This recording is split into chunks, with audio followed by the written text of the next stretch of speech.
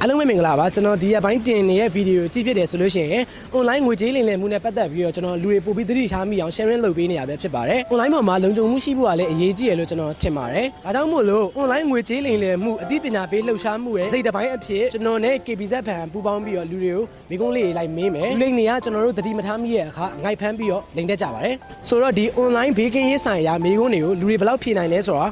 ဆက်လက်စောင့်ကြည့်ပေးကြပါဦးတကယ်လို့ဦးလေးကိုဘန်ဝန်တန်းတယောက်ကနေပြီးတော့ဖုန်းဆက်ပြီးတော့ကိုရေးအချက်လက်တွေတောင်းလာတယ်ဆိုလို့ရှိရင်ဦးလေးအနေနဲ့ပေးမလားမပေးဘူးလားဗျ။အော်ညီမပေးဘူး။ဘာဖြစ်လို့မပေးရလဲသိလို့ရမလား။မပေးတော့လူတယောက်က top secret ပေါ့။ဟုတ်ကဲ့ဟုတ်တယ်မလား။ဟုတ်ပါတယ်။ top secret ဖြစ်တဲ့အတွက်ပေးလို့မရဘူးတွေ့တဲ့လူတိုင်းကိုဟုတ်ကဲ့နော်ဟုတ်ကဲ့အဲ့ဒါနဲ့ပတ်သက်ပြီးပေးလို့မရဘူးခင်ဗျ။အခုက KB နဲ့ပတ်သက်ပြီးတော့တော်တော်များအဲ့လိုလိန်နေတာတွေ့ရတဲ့ကြောင့်မို့အဲ့လိုတိုက်ရိုက်ပေးတော့အစီအစဉ်မရှိဘူးခင်ဗျ။ဘာလို့မပြရဆိုတော့တချို့လိန်နေသူတွေက KB ကဝန်ထမ်းမှာဆိုတော့ကမ္ဘောဇာဘဏ်ကဝန်ထမ်းမှာဆိုတော့ကိုယ်နဲ့ပတ်သက်တဲ့အချက်လက်တွေတောင်းတတာရှိတယ်ခင်ဗျ။ပြီးတော့သူတို့ကအဲ့ဒါနဲ့ပတ်သက်ပြီးငွေကြေးလိန်နေတာရှိတယ်လို့တချို့တွေကလည်းငွေလွှဲတဲ့ပုံစံမျိုးပြုလုပ်ပြီးတော့မစားချရတော့ဗျာပြီးတော့ကိုယ့်ရဲ့အချက်လက်တွေယူတာအဲ့လိုမျိုးလေးလိန်နေတာကိုကျွန်တော်တွေးနေလို့ခင်ဗျမပေးဘူး။ဘာဖြစ်လို့မပေးရလဲသိလို့ရမလား။ပတ်ဝန်ထမ်းတယောက်ကအဲ့လိုမျိုးအပြင်လောကမှာမဆက်သွယ်။ဘန်ဝန်တန်းနေမဆက်သွယ်ဘူး။ဟုတ်တယ်ပြီးတော့ဘာကြောင့်လဲ။ဟုတ်တယ်အမပြောတာပြည့်စုံတယ်အမပြောတဲ့အဖြစ် perfect ပဲကျွန်တော်ကဆက်ပေးတာရှာရှည်ပြီးတော့မှန်တကယ်ဟုတ်တယ်ဘန်ဝန်တန်းနေမဆက်ဘူးမပေးသင့်ဘူးပြီးတော့ personal information မို့လို့မပေးသင့်ဘူးပေါ့နော်။ပေးပြမလားအဲ့လိုတော့ပေးဖြစ်သွားမှာဆိုပြီးတော့လေအဲ့ဆိုမပေးပါနဲ့ဘာဖြစ်လဲဆိုတော့ဘန်ဝင်တန်းတွေကအပြင်လောကမှာလည်းတကယ်ဖုန်းဆက်လေးဆက်ထားတော့မရှိဘူးပေါ့နော်အဲ့လူတွေကကိုယ့်ရဲ့ personal information အချက်လက်တွေကိုရအောင်လိမ်နေရလဲဖြစ်နိုင်တယ်အဲ့ဒါမျိုး brother မပေးပါနဲ့လို့ကျွန်တော်ပြောချင်ပါတယ်ဟုတ်ပြီဒါကိုယ့်ရဲ့လှုပ်ဝက်ချက်လှုပ်ဝက်ချက်ဆိုတာတဲ့ကိုယ့်ရဲ့အတွင်းရေးပေါ့အဲ့လိုပုံစံမျိုးလို့ဖြစ်နေအဲ့ကြောင့်မို့လို့မပေးဘူးအဲ့မပေးဘူးလေဘန်ကဆိုတော့ကိုကတေချာသိရတာမှမဟုတ်ဘူးဘန်ကတေချာမသိရတဲ့အတွက်ကိုယ့်ဟာကိုအလွယ်တကူပေးလို့မရဘူးလေပေးမှာပေါ့ဘာသိလို့ရှိရင်မပေးနဲ့ဘာဖြစ်လဲဆိုတော့ဘန်ဝန်တန်းတွေကအဲ့လိုဖုန်းဆက်တောင်းနေတောင်းနေမရှိဘူးတောင်းနေဆိုလို့ရှိရင်လည်းကိုယ့်ရဲ့ personal information တွေကိုယူလို့လိမ်ညင်လို့ပဲနေနေမယ်မပေးနဲ့နော်ဟုတ်ပြီဖုန်းသုံးနေတွေ့ဘူးလားတော့မသိဘူးလင့်နေဝင်လိုက် iPhone 50မဲပေါက်တယ်ဘာညာရေးတွေ့ဘူးလားလင့်နေတက်လားအဲ့မှာဘာလိမ့်စာရေးဖြစ်ပါအမည်ဖြစ်ပါဆိုပြီးတော့ကြာလာတဲ့ဟာတွေမှာ brother ဖြစ်မလားမဖြစ်ဘူးလာ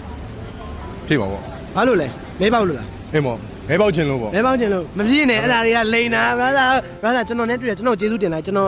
ကျေးဇူးတင်လိုက်โอเคကျေးဇူးတင်ပါတယ်လို့ပြောโอเคကျေးဇူးတင်ပါတယ်မဟုတ်ဆိုလိန်ခံရတော့မယ် brother အဲ့ဒီအားလုံးကကျွန်တော်မိသမျှဟာတွေအားလုံးကလိန်တဲ့ဟာတွေပဲ brother အနေနဲ့ဂယူတဲ့ site တွေထားကြည့်ပြီးတော့မှအလိန်မဟုတ်ရင်တော့ကြိုက်တာလုပ်လို့ရတယ်အလိန်ဆိုရင်တော့ရှောင်ချဖို့ကျွန်တော်အကြံပေးတင်တယ်ဟုတ်အဲ့လိုမျိုးလှုပ်ပြီးသွားပြီ scan ခံပြီးသွားပြီငယ်ငယ်အဲ့ဘယ်လိုမျိုးလဲပြောပြပါအောင်အဲ့လို scan ဖြစ်တဲ့ဟာလေးဂိမ်းကောင်းပါသွားဂိမ်းကောင်းပါသွားတယ် brother ဘယ်လိုလုပ်လိုက်လဲပြောဒါပေမဲ့ personal information ထည့်လိုက်အဲ့တော့ Gmail ထည့်လိုက်တယ် password ပါထည့်လိုက်တယ်ထည့်လိုက်တယ်ပါရောသူကမဲပေါက်တယ်လို့ပြောထားတာဒါပေါ့အဲ့တော့14 Pro Max ဟာ14 Pro Max မဲပေါက်တယ်အဲ့တော့ကိုထုတ်မယ်ဆိုပြီးထည့်လိုက်တယ်ဘာဖြစ်သွားလဲပါရောပါသွားတယ်โอเคအညာတွေဟုတ်ပဲဘာဖြစ်လို့မဖြစ်ရလဲချက်တော့ပြောပြပေးပါဦးဘာလို့မဖြစ်တာလဲဆိုတော့ယုံကြည်မှုမရှိရယုံကြည်မြဲဘာလို့လဲဆိုတော့ဒီခေတ်ဒီခါမှာ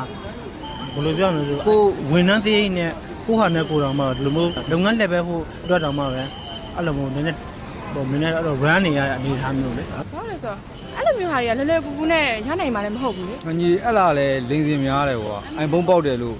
့ဖုန်းပေါက်တယ်လို့ဆိုတာလေအဲ့လိန်စင်များတယ်ကွာလက်ဝဲကိုလာပေးတယ်ဆိုရင်တော့လက်ခံမယ် line wall နေတော့ပေါ့စိတ်ဝင်စားအောင်စိတ်ပေါက်တာပဲဖြစ်ဖြစ်ဟုတ်တယ်မလာ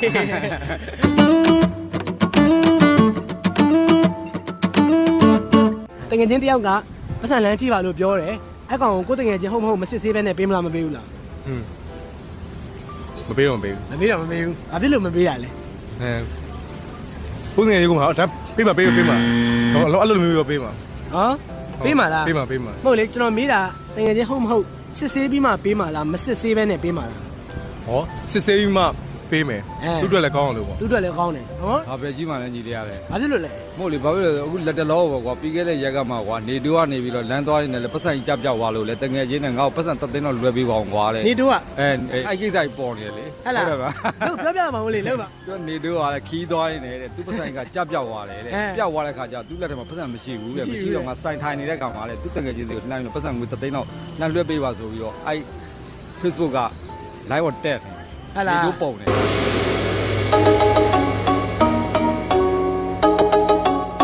်မစစ်စစ်ပဲတော့မပို့ဘူးလေကွာကိုယ်တငယ်ချင်းဆိုလို့ရှိရင်တော့အဲ့လိုမပို့ပေးဘူးကွာနည်းနည်းစဉ်းစားရတယ်လေအလိုအပ်နေတဲ့ကိုယ်တငယ်ချင်းတာဒါမှမဟုတ်အရန်ကြီးမသေးကြဘူးဆိုလို့ရှိရင်တော့ပို့ပေးတဲ့ငွေတော့ထင်တာပဲ brother မပေးဘူးဘာဖြစ်လို့လဲ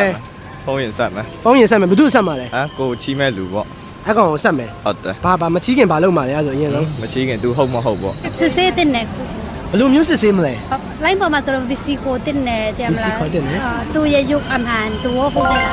တော့ပေးဖြစ်သွားမှာအဓိကတော့ဟိုတငယ်ချင်းအုံမဟုတ်တော့တစ်ချက်တော့ဖုံးဆက်ပြီးတော့မေးမှလေ confirm အောင်မယ်ပေါ့နော် confirm လုပ်အောင်မှလုပ်ဖြစ်ပြီးမှပေးမှာတော့သူတေချာလားမသိလားတိုင်းစာပဲပို့ထားရင်တော့မတေချာဘူးလေ မပေးဘူးပေါ့ ဟုတ်ကဲ့မပေးဖြစ် နော် စစ်ဆေးမှာပေါ့ စစ်ဆေးမယ်ဘယ်လိုမျိုးစစ်ဆေးမလဲတစ်ချက်တော့ သူ့ကိုဖုန်းလက်ဆက်တာမျိုးလို့ ပြီးတော့ နောက် line မှာဆိုရင်အဲ့လို video call ခေါ်ပြီးတော့အဲ့လိုနှမ်းပြီးတော့ဟုတ်လားမဟုတ်လားပြောတာမျိုးတချို့ကျတော့ account တွေပိုင်း hack ပြီးတော့ပြောနိုင်နိုင်ရှိတယ်လေ ဟုတ်တယ်ကိုယ့်ရဲ့ mobile wallet account တွေပါတယ်ရောင်းနေတယ်လို့ထင်လားဗျ ကျွန်တော်တို့ရောင်းနေတယ်မထင်ဘူးဗျဖြစ်နိုင်ရင်ကိုယ့်ကိုပြစ်စင်နေတော့အေးငွေကြီးနဲ့ပတ်သက်တဲ့ဟာတော့ဘယ်မှာကိုယ်တိုင်သွားတော့စနစ်တကျလုပ်တာအချိန်ပြီးလုပ်လိုက်တာဒါမှမဟုတ်တေချာတဲ့ agent နဲ့ပေါ့နော်တေချာခိုင်မာတဲ့တစ်ခုနဲ့လုပ်တာပိုကောင်းတယ်လို့ထင်ပါတယ်ခင်ဗျဟုတ် ရောင်းတင်တယ်ရောင်းတင်တယ် ဟာဘာလို့ရောင်းနေတာလဲ ပတ်သက်ရှာတဲ့နေရာနဲ့တော့ပြန်ရောင်းတင်တယ်ဟိုတချို့ကတော့ပတ်သက်ရှာရလို့ရောင်းတယ်ဆောမဆော မရောင်းနေဘူး မရောင်းနေဘူး ကိုယ့်ရဲ့ account မှာဆိုမှကိုယ့်ရဲ့နာမည်ကိုယ့်ရဲ့မှတ်ပုံတွေနဲ့ပါအဲ့လူရောင်းအဲ့လူကလိန်လူလိန်ဆိုရင်ရာသားလိန်တလူကြီးဖြစ်သွားမှာပါတောက်လျှောက်သူသုံးရမြဟာတွေကမရောင်းနဲ့နော်ဟုတ်ပြီဟုတ်ပြီ အဲ့ဒါလေးတော့ညီမရောမှာဘူးဘာလို့ဒါကိုကဖိုင်နေနဲ့တုံးတဲ့အတွက်လေ ဟုတ်တယ် ဟုတ်တယ်မလား ကိုယ့်ရဲ့ official account တွေ official account တွေဖြစ်တဲ့အတွက်ရောင်းလို့မရပါဘူး ဘယ်လိုရောင်းလိုက်တယ်ဆိုလို့ရှိရင်ဘာဖြစ်မလဲ နောက်ဆက်တွဲလေးတော့ညီလေးသူကအများကြီးရှိတာပေါ့ဇလန်းတွေကလေ ဟုတ်တယ် ဟုတ်တယ်မလားနော် ဟုတ်တယ် သူကလူလိန်ဖြစ်နေရဆိုရင်ကိုက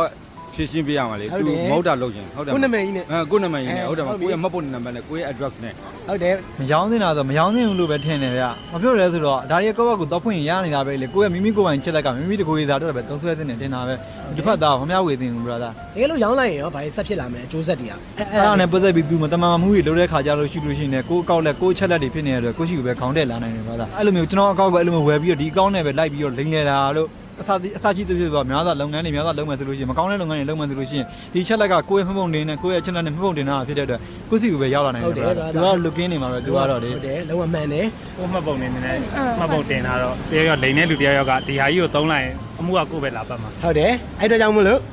မရောင်းနေဘူး ဘာဖြစ်လို့မရောင်းတာလဲဆိုတာဒီဟာကကိုနားလေတလောက်ဆိုလို့ရှိရင် तू ဘာလုပ်ဖို့လဲဆိုတာကေဘေးဆိုတာပဲဖြစ်ဖြစ်စီဘေးပဲဆိုတာပဲဖြစ်ဖြစ်ဘယ်မှာဖုန်းဖွင့်လို့ရတယ် ဟုတ်တယ် ဖွင့်လို့ရရဲ့အတိုင်းနဲ့ကိုယ့်ရှိမှာပဲတခြားလူတွေမှာတယောက်ယောက်ရှိမှာဝယ်တယ်ဆိုတာ तू မရိုးသားဘူးဆိုတာတော့သိတာတယ်လို့ကျွန်တော်ထင် ဟုတ်တယ် ဝင်တယ် ဘာလို့မဝင်သင့်တာလဲ safe မဖြစ်လို့ပေါ့ public wifi နဲ့ ဟုတ်တယ်ဟုတ်တယ် information တွေယူလို့ရတယ် ဝန်တင် ဘာဖြစ်လို့မဝင်သင့်တာလဲသိလို့ရမလား ဒါကိုရဲ့ချက်တွေသူတို့အဲ့ကနေသစင်ရနိုင်တယ်လေ တကယ်တမ်းကျတော့ပြန်တွေးကြည့်ရင်တော့မသုံးသင့်ဘူးကွာ ဟုတ်တယ် တချို့ကတော့ဒီမှာတော်တော်များများ သုံး တော့ ကြတယ် wifi free ရတယ်ဆိုပြီးတော့အဲ့မှာ free kit နေကြတာ ဟုတ်တယ် ကိုရီးယားတော့တခါမှတော့မသုံးဘူး ဟုတ်ကဲ့ မသုံးကိုယ့်ဟာနဲ့ကိုယ်ပဲ မဝင်နေမသိရလို့မလုံုံလို့ခံစားရအဲ့ကြောင့် ကိုနားမလဲတော့ဝင်မှာမဟုတ်ဘူး ကောင်းတယ်ကောင်းတယ်ဒီမှာသိရမလား wifi နေလေအဲ wifi free ရတယ် public wifi ဆိုပြီးသုံးမှုတယ်အဲ့မှာကိုယ့်ရဲ့ account တွေမဝင်သေးဘူးဘာဖြစ်လို့လဲဆိုတော့အဲ wifi service provider တွေကလည်းကိုဝင်သမျှဟာတွေအချက်လက်တွေသူ့စီမှာသွားရှိနေတော့ကိုကမသိဘဲနဲ့ဝင်လိုက်ဒီကောင်ကလူလိန်ဆိုရင်အကုန်လုံးတည်သွားမှာဆိုတော့မဝင်သင့်ဘူး အဲ့တော့ကျွန်တော်တိတ်ပြမပြောတတ်ဘူး brother ဟုတ်ကဲ့တော့အကြံပေးလိုက်မယ် brother free wifi အနေနဲ့ကိုယ့်ရဲ့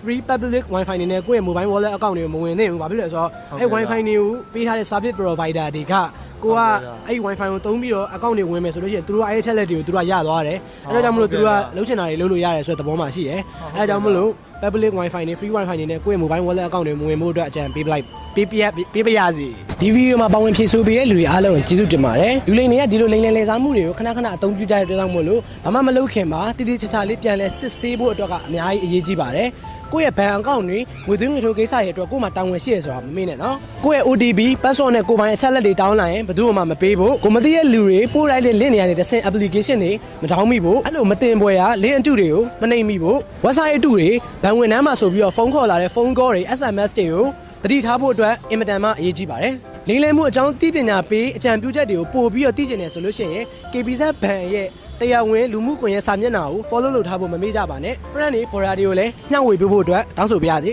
နောက်ဗီဒီယိုမှာတွေ့ကြမယ်လစ်ပီ